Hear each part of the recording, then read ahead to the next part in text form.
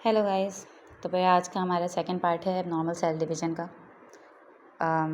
यानी cell division की video मैंने एक बनाई थी, अपलोड करी थी, उसका सेकंड पार्ट है ये मेरा। इसके अंदर मैं एबनॉर्मल सेल डिवीज़न को फर्दर जो है वो एक्सप्लेन करने वाली हूँ आज की वीडियो में। बहुत इंटरेस्टिंग सा टॉपिक है। म्यूटेशन को हम थोड़ा सा डिस्क्राइब करेंगे कि म्यूटेशन बेसिकली होता क्या है। तो मैंने यहाँ पे आपका थोड़ा सा टाइम बचाने के लिए पहले से डेफिनेशन वगैरह बहुत ईजी करके जो है वो लिखी हुई है, और आपको बहुत आसानी से इस बात को हम यहाँ पे इस टॉपिक को लेके चलेंगे आज। आप आसानी, अगर कोई काम कर रहे हैं या कोई आपको नॉर्मल आपको एक्टिविटी करनी है या आप वॉकिंग करना चाह रही हैं, तो आप अपने कानों में जो है वो हैंड्स फ्री लगा के भी इजीली जो है वो अपना लेक्चर जो है वो सुन सकते हैं। तो मैंने पहले जो है वो थोड़ा सा ब्रीफ जो है वो मैं एक्सप्लेन कर दूं कि हमने पिछली टॉपिक में जो है वो क्या करा था, कवर करा था। हमने सबसे पहले जो है वो सेल डिवीज़न के बारे में बात करी थी कि सेल डिवीज़न जो है वो या तो नॉर्मल तरीके से होती है या तो फिर एबनॉर्मल तरीके से होती है। तो सेल डिवीज़न या जब नॉर्मल तरीके से होती है तो उसके दो तरह के प्रोसेसेस होते हैं। एक तो माइटोसिस के ज़रिए होती है या तो मियोसिस के ज़रिए होती है।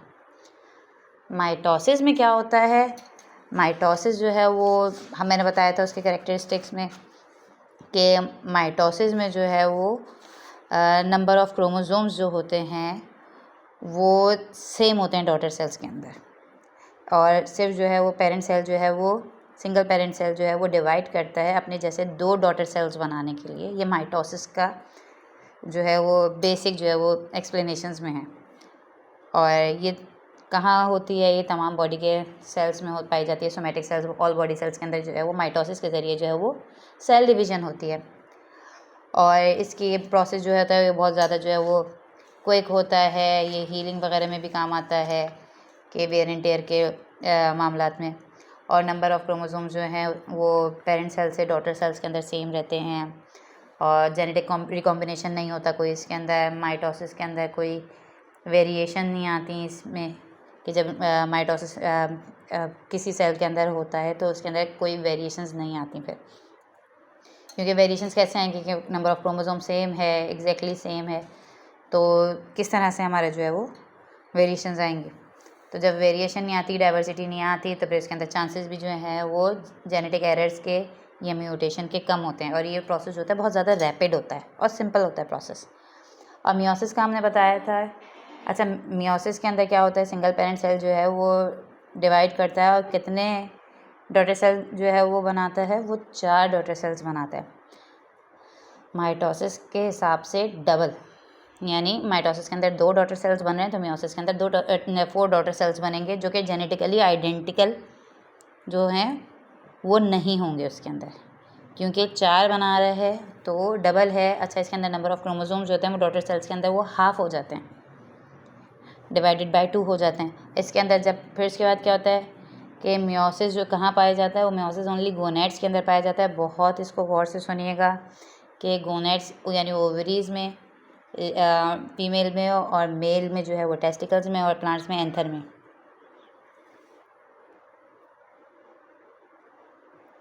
और ख़ाली फिर उसके बाद जो है वो नंबर ऑफ़ क्रोमोसोम जो होता है वो रिड्यूस करके हाफ कर जाता है।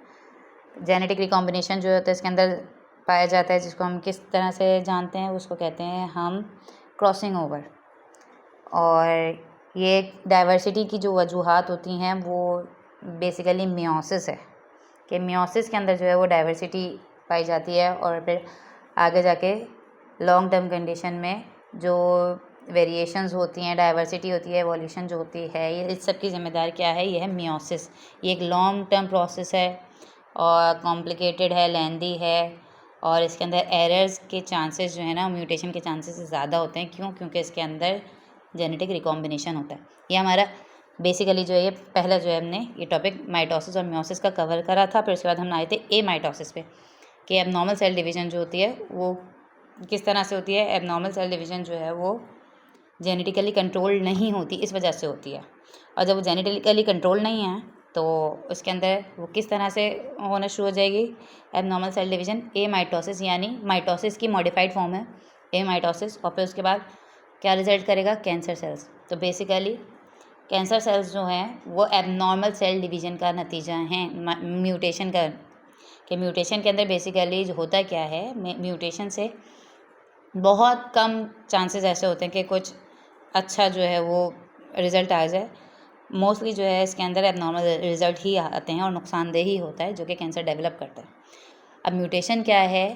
म्यूटेशन इसके अंदर ये है कि अब यहाँ पे मैं अपने टॉपिक में मैं आ गई हूँ, फिर उसके बाद दोबारा से जो है वो कैंसर की जो है वो थोड़ा सा हम फर्दर मोर जो है उसको डिस्क्राइब करेंगे कि म्यूटेशन जो है ना वो परमानेंट और सडन चेंज है किसके अंदर, जेनेटिक स्ट्रक्चर के अंदर, जिसको हम जीन्स कहते हैं, और जो कि ज़्यादातर मोस्टली जो है वो एबनॉर्मल ही होता है। और ये म्यूटेशन हमारे अंदर किसके अंदर होता है? ये हमारे अंदर बेसिकली जो है वो जो ऑन्कोजीन्स होती हैं, जो ग्रुप ऑफ सेल्स हैं जो कि बहुत ज़्यादा हमारे सेल डिवीज़न को जो है वो सुपरवाइज़ कर रहे होते हैं, ऑन्कोजीन्स, उनके अंदर म्यूटेशन होते हैं, जेनेटिकल जो चेंजेस होते हैं, परमानेंट सडन चेंजेस होते हैं जेनेटिक स्ट्रक्चर्स में उनके, जिसकी वजह से मोस्टली जो है वो एबनॉर्मल सेल डिवीज़न जो रहती है वो होती है। और उसको फिर हम क्या किस चीज़ में वो रिज़ल्ट करते हैं? वो बेसिकली कैंसर जो है वो रिज़ल्ट करते हैं, कैंसर सेल्स। अच्छा, इवोल्यूशन में और म्यूटेशन में क्या डिफरेंस है? तो ये बहुत मेजर डिफरेंस है कि अगर हम देखना चाहें तो यहाँ पे हमारे पास आता है कि जैसे ये म्यूटेशन जो है ना वो परमानेंट और सडन चेंज है जेनेटिक स्ट्रक्चर के अंदर, जहाँ अगर हम इसके बरक्स देखें तो इवोल्यूशन जो है ना स्लो है प्रोसेस और बहुत ज़्यादा ग्रेजुअल है चेंज जेनेटिक स्ट्रक्चर्स के अंदर, यहाँ तक कि कुछ सदियाँ लग जाती हैं इसके अंदर इवोल्यूशन के अंदर चेंजेस आने के लिए। और म्यूटेशन के अंदर जैसे कि हमारे पास ज़्यादातर मोस्टली जो है वो चेंज जो है वो एबनॉर्मल होता है, अच्छा नहीं होता। और दूसरी तरफ क्या होता है, इवोल्यूशन जो है उसके अंदर क्या होता है, mostly lead to development of a better version of a species, के सर्वाइवल फॉर द बेस्ट जो है वो फिटेस्ट का जो हमारे पास रूल है वो यही है कि बेहतर से बेहतर इस दुनिया में सर्वाइव करने के लिए जो नीड्स होती हैं उसका जो नाम है, जो चेंजेस आते हैं हमारे स्पीशीज़ के अंदर इस दुनिया में रहने के लिए ग्रेजुअली सदियाँ दर सदियाँ, उसको हम एवोल्यूशन कहते हैं। अच्छा, कॉजेज़ ऑफ म्यूटेशन, म्यूटेशन के ना कॉजेज़ क्या हैं? अच्छा, इस कॉजेज़ से पहले हम ना दोबारा एक दफ़ा लेके चलते हैं क्योंकि ये बहुत ज़्यादा ज़रूरी है। अगर हम इन चीज़ों को थोड़ा सा अपने जहन और दिमाग में बिठा लें तो हमारे लिए बहुत ज़्यादा ईजी हो जाएगा। और वो ईजी क्या हो जाएगा हमारे लिए? कुछ बातों को याद रखना कि हमारे पास, जैसे मैंने बताया था, एबनॉर्मल सेल डिवीज़न बेसिकली होती क्या है। एबनॉर्मल सेल डिवीज़न हमारे पास एक मिनट, ये मैंने वापस अपने पहले वाली डायग्राम जो है वो आपके सामने जो है वो शो कर दी है कि एबनॉर्मल सेल डिवीज़न जो है, मैंने यहाँ पे एक डायग्राम शो करी हुई है कि सेल्स बनाए हुए हैं मैंने, ये नॉर्मल सेल्स हैं, ये हमने जो है वो कैंसर सेल्स जो है वो एबनॉर्मल सेल डिवीज़न का जो नतीजा है, जो कि जल्दी उसमें होता क्या है कि हमारे पास जो एक प्रोसेस के थ्रू हमारे सेल डिवाइड कर रहे थे कि कितने टाइम पे जाके हमारे सेल जो है वो डिवाइड करने हैं, कितनी देर फिर उनको ग्रो करना है, फिर उसके बाद कितने टाइम पे जाके वो डिवाइड करेंगे। ये नॉर्मल सेल डिवीज़न थी कि जो supervision under the supervision of oncogenes जो है वो हो रहा था। तो लेकिन अगर जब हमारे कोई सुपरवाइज़र ही किसी इदारे का अगर कोई करप्ट हुआ है, उसके अंदर ही कोई मसले आए हैं, तो फिर बाकियों को कौन सुपरवाइज़ करेगा? फिर बाकी सारे काम आपके सारे ख़राब होते चले जाते हैं। तो यहाँ पे ऑन्कोजीन्स के अंदर अगर म्यूटेशन हो जाती है तो फिर म्यूटेशन क्या करती है? अनकंट्रोल सेल डिवीज़न होती है। अब वहाँ पे अनकंट्रोल सेल डिवीज़न को हम क्या कहते हैं? कैंसर सेल्स कहते हैं। क्यों? क्योंकि उसके अंदर वो बड़े नहीं हो रहे, वो काम के किसी होते नहीं हैं कि कोई काम आपकी बॉडी में कर रहे हो, आपको कोई फ़ायदा पहुँचा रहे हो, नहीं, इस तरह का कुछ नहीं होता। वो बस सिर्फ न्यूट्रिशन जो है वो अपने आपकी बॉडी से जो है वो लेते रहते हैं। और बहुत ज़्यादा जब वो न्यूट्रिशन ले लेते हैं तो फिर बाकी सेल्स का साइड्स पे क्या होता है, वो उनकी न्यूट्रिशनल डेथ होनी शुरू हो जाती है। न्यूट्रिशन क्योंकि उनकी कॉम्प्रोमाइज़ हो जाती है बेसिकली। अगर एक जगह एक ही बंदे को सैलरीज मिलती रहेंगी खाली सबके हिस्से की भी, और बाकियों को नहीं मिलेंगी, तो बाकी किस तरह से रह जाएंगे? बाकी तो नहीं रहेंगे ना फिर। इसी तरह से यहाँ पे बॉडी में भी यही होता है कि जब एबनॉर्मली सेल डिवाइड कर रहे होते हैं ना, तो होता ये है कि बाकी जो सेल्स होते हैं ना वो न्यूट्रिशन उनका कॉम्प्रोमाइज़ हो जाता है और फिर वो ग्रेजुअली जो है वो उनकी डेथ होनी शुरू हो जाती है। अब जब ग्रेजुअली उनकी डेथ होनी शुरू हो जाती है, क्योंकि हमारे पास, अच्छा, होती कैसे है, यहाँ पे हमारे पास बॉडी जो है ना वो ब्लड सप्लाई कर रही होती है सेल्स को इन अ डिफ्यूज़ फॉर्म, कैपिलरीज़ के ज़रिए।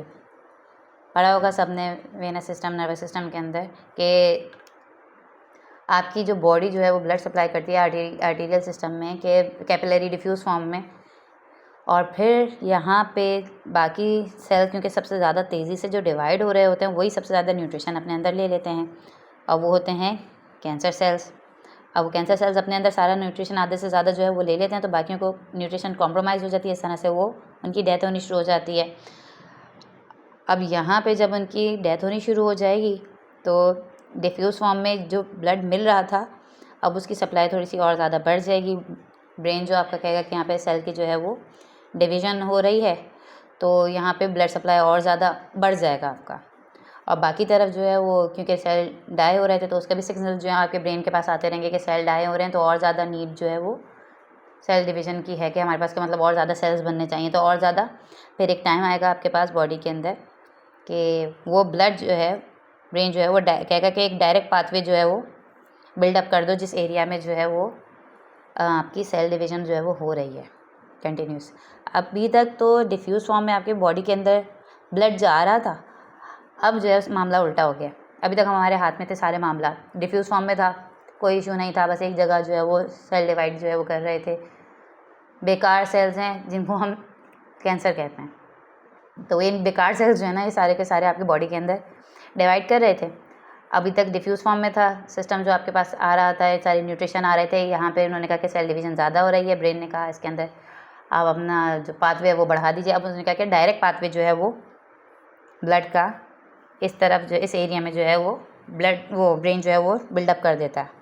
अब यहाँ पे जब डायरेक्ट आपके पास पाथवे आ जाता है तो फिर क्या होता है, यहाँ पे क्लॉट्स जो हैं वो शेड होके आपके वेन के ज़रिए आर्टरी के ज़रिए आपके खून में ब्लड में ट्रैवल करते हुए पूरी बॉडी के अंदर जो है वो कहीं भी जाके जो है वो स्टिक करके वहाँ पे अपनी ग्रोथ दोबारा स्टार्ट कर देते हैं। अच्छा, ये जो प्रोसेस होता है ना इसको हम कहते हैं वेजोजेनेसिस, क्योंकि यहाँ पे प्रॉपर अलग से जो है ना वो इनके लिए जो पाथवे जो बनाया जाता है ब्लड वेसल्स का, तो इसको कहते हैं वेजोजेनेसिस। अगर जेनेसिस का पूछा जाए तो आपके जहन में बहुत क्लियरली होने चाहिए कि वेजोजेनेसिस आपके वो वेसल्स हैं जो ब्रेन जो है वो ऑर्डर के ज़रिए आपकी जो डेवलप करता है कैंसर सेल्स की तरफ, कि जब उनको जो है वो सप्लाई की जो है वो ज़्यादा ज़रूरत हो रही होती है, नीड हो रही होती है, जब उसको ब्रेन को सिग्नल्स मिलते हैं कि यहाँ पे सेल डिवाइड करें, तो वो जो वेसल्स बनती हैं उसको वेजोजेनेसिस कहते हैं। अब वेजोजेनेसिस हो गया है यहाँ पे। वेजोजेनेसिस के बाद क्या होगा कि जो सेल्स जो हैं वो शेड होकर आपके वेसल्स के ज़रिए ब्लड वेसल्स के ज़रिए आपकी बॉडी के किसी भी पार्ट में जाके जो है वो ट्रैवल करके वहाँ पे अपना जो है वो डेवलपमेंट दोबारा से स्टार्ट कर सकते हैं। तो इस तरह से उस स्टेज को कहते हैं कि मेटास्टेसिस। ये कैंसर जो है वो मेटास्टेसाइज कर गया, कि कैंसर फैल गया। ये जो जुमला बोला जाता है ना कैंसर फैल गया, तो वो ये है जुमला कि वो कैंसर जो है वो मेटास्टेसाइज कर गया, कि यानी बॉडी के वेसल्स के ज़रिए ब्लड के ज़रिए वो किसी और ऑर्गन्स में भी जाके जो है उसने वो फैलना शुरू कर दिया है। सेल डिवीज़न जो है वो एबनॉर्मल स्टार्ट हो चुकी है। तो बेसिकली हमारे जो थे ये म्यूटेशन की वजह से ये सारे के सारे मसले पैदा हो रहे थे। अच्छा, अब ये होते क्या हैं, इसके कॉजेज़ किसके क्या हैं, अब उनको थोड़ा सा देखते हुए चलते हैं। हम यहाँ पे वापस आ गए हैं म्यूटेशन के कॉजेज़ की तरफ। तो यहाँ पे हमारे पास जो है वो सबसे मेन कॉज जो होता है वो आयनाइजिंग रेडिएशंस होती हैं, जैसे कि एक्सरेज वगैरह। और जब भी हम जाते हैं या कोई भी हमारे जैसे जाते हैं एक्सरे करवाने के लिए, तो आपने देखा होगा कि जो एक्सरे करने वाले जो होते हैं तो रेडियोलॉजिस्ट उन्होंने ज़्यादातर बेसिकली जो है वो बहुत मोटी सी जैकेट टाइप की सी यानी कवरिंग जैकेट पहनी हुई होती है, कि उनको पता होता है कि ये एक्सरेज जो है वो कितनी नुकसानदेह हैं। क्योंकि वो एक्सरेज वगैरह ये रेजेज़ इतनी स्ट्रॉन्ग होती हैं कि वो आपकी बॉडी को आयनाइज करने के लिए जो है वो बहुत काफ़ी होती हैं, कि बहुत ज़्यादा जल्दी जो है वो ट्रिगर कर सकती हैं कि म्यूटेशन हो जाए जीन्स के अंदर, जो है वो आयनाइजेशन हो जाए सेल्स के अंदर। और आयनाइजेशन सब जानते हैं, केमिस्ट्री में पढ़ा हुआ है कि आयनाइजेशन से क्या होता है, जब एक्स्ट्रा एनर्जी मिलती है तो वो आयनाइजेशन जब हो जाती है तो फिर वो म्यूटेशन जो है वो इसी वजह से सबसे मेन कॉज जो होता है उसका वो आयनाइजिंग रेडिएशंस होती हैं, कि जो आयनाइज कर देती हैं आपके सेल्स को, और फिर जिसकी वजह से म्यूटेशन होता है, फिर वो आगे जाके कैंसर को जो है वो लीड करती हैं। इसी वजह से कहते हैं कि आपको सन के अंदर भी जो है वो लाजमी है कि बहुत ज़रूरी होता है कि आप जो है वो सनस्क्रीन वगैरह यूज़ करें, क्योंकि वो जो यूवी रेज़ वगैरह होती हैं ये सारी चीज़ें जो हैं वो प्रोबेबली ये चीज़ें ना आपके स्किन के सेल्स को ट्रिगर कर सकती हैं कि वो आयनाइज कर जाएं और म्यूटेशन हो जाए। तो ये फर्स्ट हमारा कॉज जो हो गया वो हो गया आयनाइजिंग रेडिएशन। फिर सेकंड हमारे आ गए केमिकल एजेंट्स। जैसे कि हमारे पास कुछ ऐसे केमिकल होते हैं। अच्छा, जैसे कि पहले हमारे ज़माने में जो है वो बर्नॉल एक ट्यूब थी, बर्नॉल हो गया, या हमारे पास जो बीपी की दवा वालसटान चली थी एक ज़माने में बहुत ज़्यादा, तो उसका जो लॉन्ग टर्म कंडीशन वो बहुत ज़्यादा इतने स्ट्रॉन्ग केमिकल्स होते हैं कि वो उन्होंने आगे जाके फर्दर वो लॉन्ग जो है वो उनके ऊपर इन्वेस्टिगेशन जब की गई तो उससे जो है वो पता चला कि ये जो केमिकल्स हैं बर्नॉल के या वालसटान वगैरह के, ये लॉन्ग टर्म कंडीशन में जाके जो है वो कैंसर डेवलप कर रहे हैं बॉडी के अंदर, म्यूटेशन का जो है वो सबब बनते हैं। और फिर उसके बाद जो लास्ट हमारा जो है वो मेन जो हमने कॉजेज़ बताए हैं उसके अंदर मेन कॉज जो है वो है वायरस के ज़रिए भी जो है वो कैंसर जो है वो डेवलप होता है, म्यूटेशन जो है वो होती है। और वो किस वजह से होते हैं, वो बेसिकली एक ह्यूमन पेपिलोमा वायरस है HPV, जो कि लेडीज़ के अंदर सेकंड मेजर पाया जाने वाला जो है मोस्ट अकरिंग जो है वो सेकंड मोस्ट अकरिंग जो है कैंसर में से जो है वो ये HPV है, सर्वाइकल कैंसर्स। तो वो ये 3 जो हैं वो कॉजेज़ जो हैं वो बेसिकली मेजर कॉजेज़ हैं म्यूटेशन के। मिलते हैं नेक्स्ट वीडियो में, ख्याल रखिएगा अपना और इसको रिवाइज़ करते रहिएगा। उम्मीद है कि हमारे वीडियो आपको जो है वो बहुत अच्छी लगेगी और लाइक करना और सब्सक्राइब करना मत भूलिएगा। Thank you so much. अल्लाह हाफ़िज़।